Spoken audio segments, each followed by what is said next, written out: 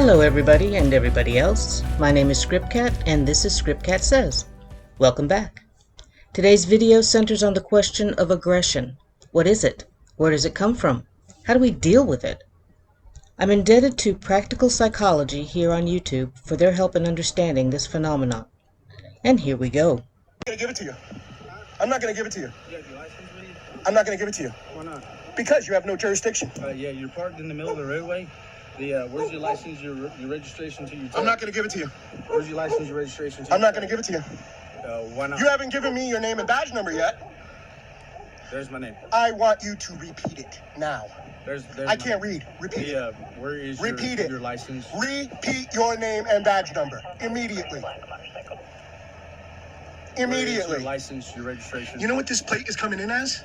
Litigate. I'm a paralegal, motherfucker. You're about to lose your jurisdiction. You're going to lose your qualified immunity, all because you want to be a dumbass. And the court is going to see that this bike is not on the road. It's off to the side when you were blocking the fucking road, you piece of fucking trash. I'm up in your face now. What are you going to do about it? Where is your license, your registration? I'm not going to answer your questions. Where's it at? I'm not going to tell you. Where's it at? I'm not going to tell you. Where's it at? I'm not going to tell you. I don't answer questions. So, I don't answer questions. why not? Because I don't answer questions, especially from punk-ass bitches like you. Gentry. Gentry. Where is your license? Constitutional your violation. Piece and of your proof fucking of trash. I'm not going to insurance? tell you. I don't answer questions. Where's it at? I don't answer questions. Where's it at? I don't answer questions. Where's your license? Your I don't registration? answer fucking questions, you dumb son of a bitch. So, why are you doing all of this when you're illegally parked in the roadway? I am not illegally. You show me any no parking signs, you dumbass. Show me any no parking signs that say I can't park here. Show me them right now, you stupid motherfucker. Really? This is how you're going to continue this? Yes. Okay, good.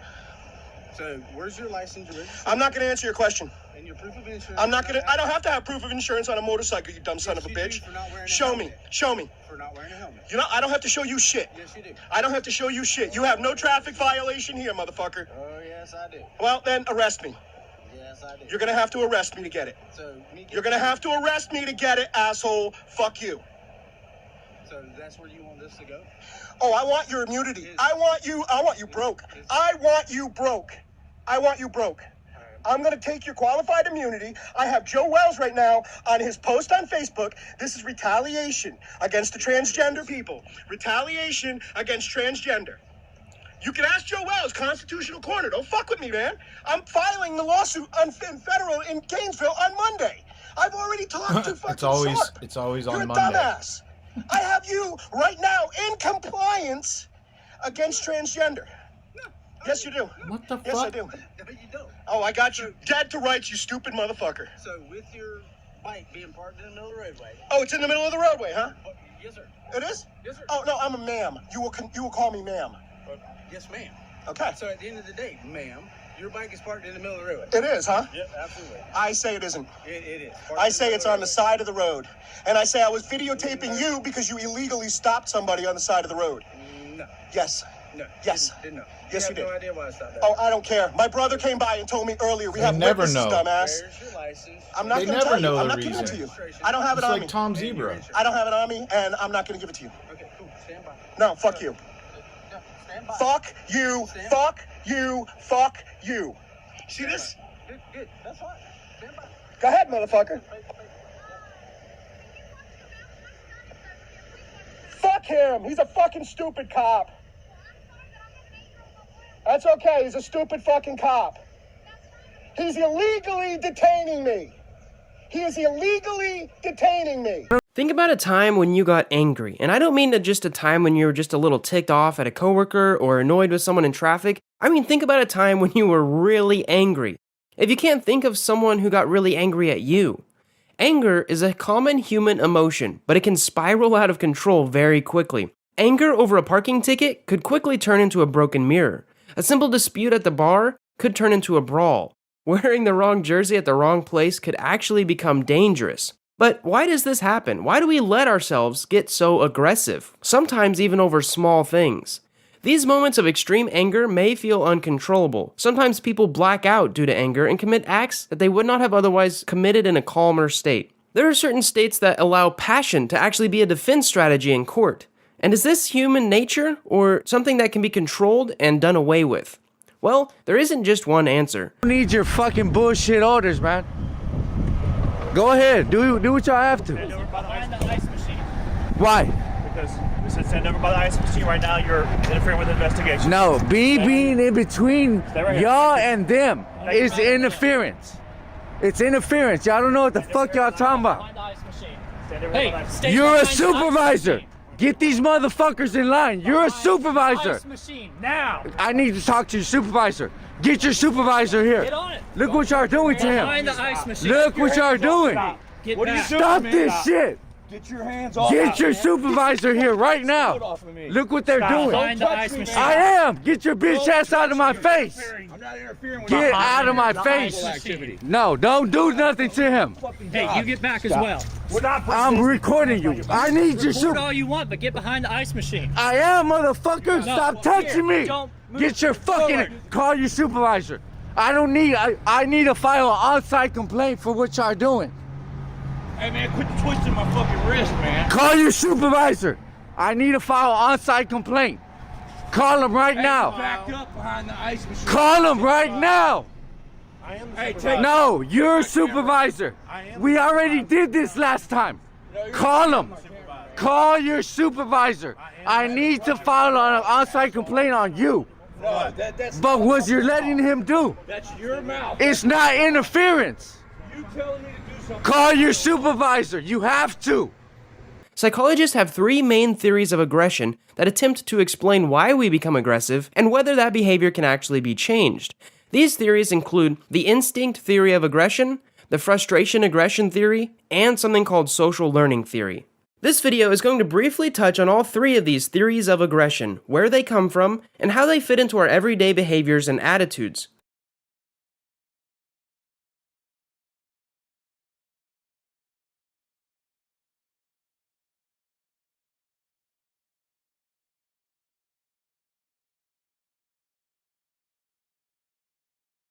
Sir, this is a public library. I see where this is going. I want you to answer my I question. see I see where this is going. Were you asked to leave? I see where this is going. asked you to leave and figure it out. I'm gathering content for a story. Perfect. I have freedom of press. This is public building, and I'm allowed to be here, and I'm allowed to record. Regardless of what their policy says, policy does not trump law. So unless I'm breaking the law, I can't be trespassed from a public building. You absolutely can be trespassed from a public building. So I encourage you to do it then, and then we'll see how it plays out. Because that's not gonna. You guys are just making a mistake. Hey, Tibbets. To Officer Tibbets. Tibbets. The policies, they don't supersede law. Just so you know that. Okay. Oh, I didn't know that. It goes the Constitution, law, then policies. I had Okay. no idea. Okay. And I have a constitutional right to be filming here. Dude, why you gotta be such a tyrant? You gotta be such a tyrant. See what I'm doing there? Acting like a child? Yeah. So we're doing. Acting like a child. We have a supervisor coming out here to appease your request. Yeah. This is not going to end well with you. You know that. Okay, we'll see. We will see. I'm telling you. We will see. Okay. I'm not scared of you. I know You're you're not supposed to be scared of us. I don't care. I'm Okay, just great. saying. Great. So first off, let's get into the instinct theory of aggression. The first theory of aggression goes back to the days of Sigmund Freud. Freud's theory on behavior changed over time. At first, he believed that all behaviors stemmed from eros, the life instinct. These were the instincts that kept us alive and wanting to reproduce. However, in 1920, he wrote that the life instinct couldn't just explain all of the urges of our behavior that humans display. See, aggression doesn't always fit into our desire to stay alive and keep others alive. So in Beyond the Pleasure Principle, Freud wrote about thanatos. This was the name he gave to something he called the death instinct. The death instinct helped to explain why humans become aggressive, why they engage in harmful behaviors, or why they seek to recreate past traumas. Freud believed that these two instincts, eros and thanatos, exist together in every human mind, and that all of the behaviors stem from the balance of these two instincts. Now this may explain why we take out anger on others. Even if this anger or aggression is initially directed inward, eros overpowers thanatos. In an effort to keep ourselves alive, the aggression is then directed outwards. So what did Freud propose that we do about these instincts? Well, not much. He believed that there wasn't much use in trying to quell aggression when it comes from an innate instinct that is deeply embedded in the human mind. His proposal focused more on structuring society in a way that kept communities small. In order to protect the community, strategies would be devised so aggressive behaviors could be focused outside of the community, protecting all the inside members. Next up, we have something called frustration-aggression theory. Even if you can't remember the last time you were aggressive with someone, I can guarantee you can remember a time in which someone was frustrated with you. Frustration is a common human emotion that comes up when someone or something is holding us back from reaching a goal. The goal could be as simple as finishing an essay or as complicated as answering life's most profound questions. So the frustration-aggression theory simply states that aggression stems from frustration. Frustration is likely to turn into aggression, but it doesn't have to if that person has higher levels of self-awareness or better self-control. So without going too in-depth on this theory, let's go over a study on frustration-aggression theory. Aggression doesn't have to be directly used against the thing that a person is frustrated about. Once the goal is achieved and the frustration subsides, the aggression may still be present. In one of the earliest studies on frustration-aggression theory, children were placed in front of a wire screen. On the other side of that screen were some toys. Now, while the children could see the toys were just out of reach. They couldn't play with them. Now, this was likely frustrating for the children who wanted to play with the toys. However, once the wire barrier was removed and the children were actually able to play with these toys, researchers noticed that their play was more aggressive than when the barrier had not been in the place initially. And there's all kinds of examples in your own life, because it's not hard to link moments of aggression to moments of frustration. Have you ever kicked something or slammed a door just out of frustration? These are all aggressive behaviors. Linking frustration to aggression seems almost like a no-brainer. But there is one more theory we need to talk about, and it's called social learning theory. The last aggression theory comes out of one of the most famous experiments of all time. The social learning theory was proposed by Albert Bandura in the 1960s. Now, Bandura is mostly known for his Bobo doll experiment, which attempted to explain how children actually learn aggression from an early age. He proposed that aggression is simply a learned behavior. We see other people doing it. Children exert aggression simply because they're imitating whatever they have seen. So, here's a quick overview of how the experiment went down. Children were put into a room with an adult, some toys, and a large Bobo doll. And if you don't know what it is, a Bobo doll is one of those inflatable clowns that always bounces straight back up whenever you hit it. So half of the children in this experiment sat in a room with the adult as the adult gently played with the toys, displaying very little aggression. The other half, however, sat in a room with an adult and the adult aggressively hit or kicked the Bobo doll. Some of these adults actually used explicit language or even hit the Bobo doll over the head with a mallet. So what did we find? Well, the children were then separated from the adult and placed in a room alone with more exciting toys. And after a few minutes, those toys were taken away in purpose to try to upset the children. All of the children were then taken to a third room where there was a Bobo doll. Now, the children who had observed the aggressive adults were actually more likely to exhibit aggressive behaviors themselves. In short, children were simply imitating and modeling when they had also kicked, hit, or were otherwise aggressive towards the Bobo doll. So it's from this experiment that Bandura proposed that aggression is learned not only through positive or negative reinforcement, but also through indirect observational learning, which basically means just watching someone commit frustration or aggression.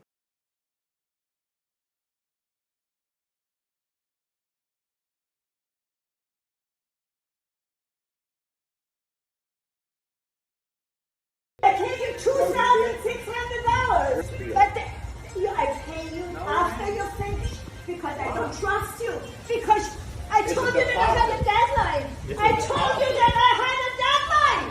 Okay, and now you're just pulling out because of $2,000. What kind of a person are you? You're a crook.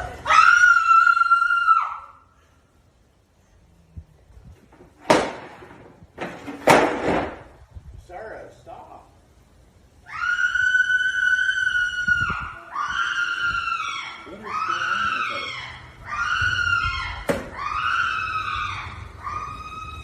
Nobody can work like this.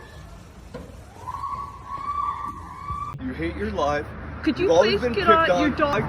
Can you please say you admit to punching me? No, I don't. You just said it then to him. Did she say that? I said. She punched me. This woman here punched me. Hey, I could have walked off. And you punched me. I'm staying here till the police get here.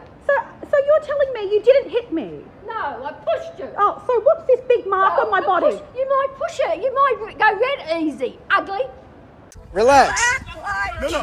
Karen, relax. We got it. What are you about? Look. So fucking tough. Oh my god. You can just go along. Have a great day. Sorry about what happened. How about you go fuck yourself? I'm trying to be nice to you. You all your little twit. You have a great day. Yo, whoa, whoa, whoa, whoa, whoa. That goddamn phone. Okay, well, you believe in Jesus, you wear a seatbelt. Yeah, I do. You wash your hands after you go to the bathroom. So you believe in Jesus, but you still take precautions. Because taking precautions doesn't mean you don't believe in Jesus. Your will be done on earth as it is in heaven. God, look how freaking close this hillbilly jerk is parked to my car. Like, how am I even supposed to get in there? There is no room to even open my door. This is ridiculous. Oh, here he comes now. Are you serious? What? Can you parked your giant gas guzzling hillbilly truck so close to my car I can't even get in. You can't get in there? Yeah, I can't even. Like, how am I even supposed to open my door? Maybe try salads. That is the rudest thing that anyone could ever say. There's a lot more rude things people could say to you. You know what, Karen? Get out of my face. Get your gas guzzling truck out of here. There's a lot of room. You're a murderer. Ron, I'm not. I'm going to wait right here where I almost got hit by a cart from a lady. Almost got hit by a cart. I did. She rammed her cart into me, and I have a witness. Yes, I do. I have it on video, dude. I have it on video. I have it on video. I don't care. You can't. The cart in the store. Sorry, you can leave. No, you can get out of my face. How was your food? Would you like some more coffee? This was atrocious. We had to wait 5 minutes for our meal.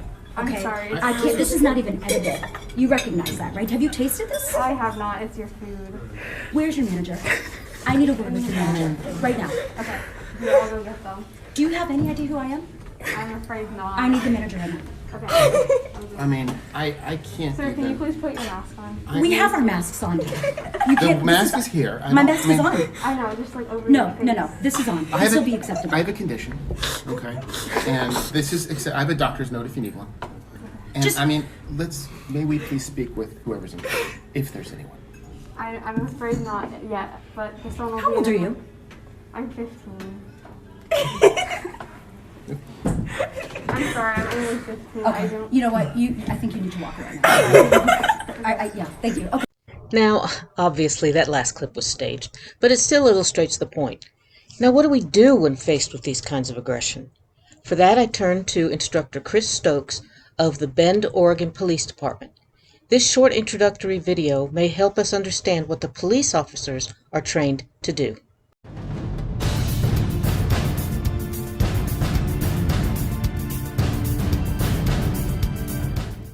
Here's the thing, I'm only going to say it once. De-escalation has nothing to do with the use of force. All right? We have contact and we have resolution. De-escalation is what happens in between. De-escalation is simply bringing somebody who's operating up here down to here. Our job is to bring them down so they can make that good choice.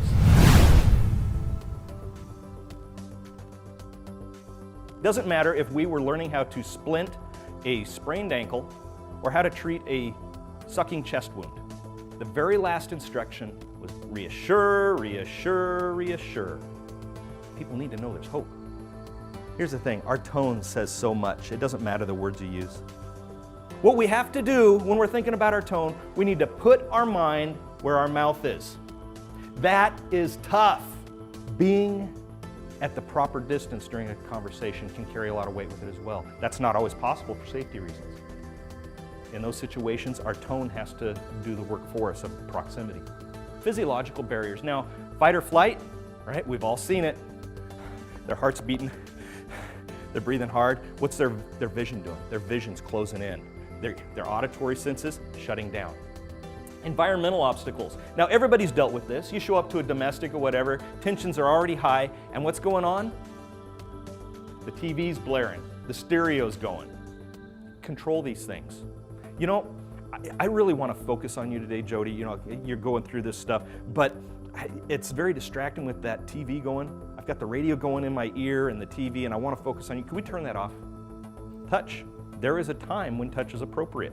Number one, is it safe to do so? But you've got somebody that was operating up here, and you bring them down. They're right there. You've got good rapport. They feel like you're starting to understand them. What's wrong with reaching out? You know what? We're going to get through this. Almost every crisis situation you're going to encounter is emotionally driven. We also know that people that can make clear statements about what they're feeling are in a better place to control their feelings. It's the difference between, I hate you! And, you know, Officer Stokes, when you barge in here into my house, get into my personal dealings, interrupt my life, it really frustrates me and I don't approve. Our job is to get the most bang for our buck. We want to talk as little as possible. If we're talking as much as the subject's talking, we're not doing it right.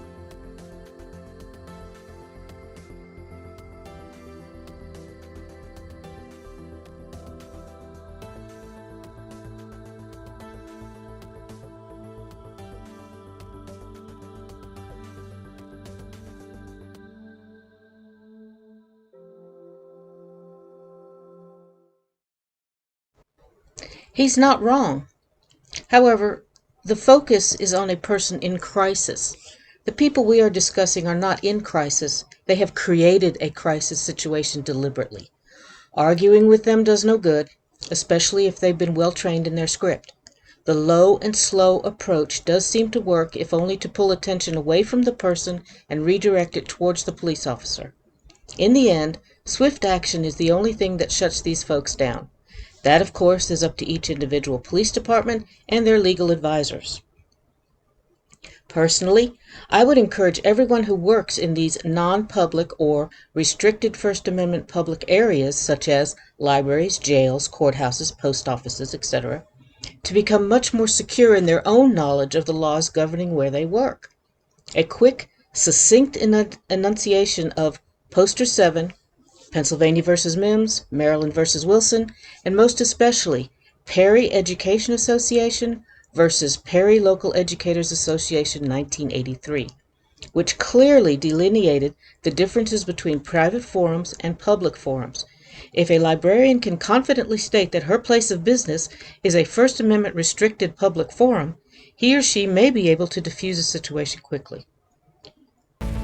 Wow, that was a lot. Thank you for hanging in to the end of this video. Join us next week when we dive back into the world of strange people. Remember, ScriptCat says, assertiveness rather than aggression will win the day. Bye for now.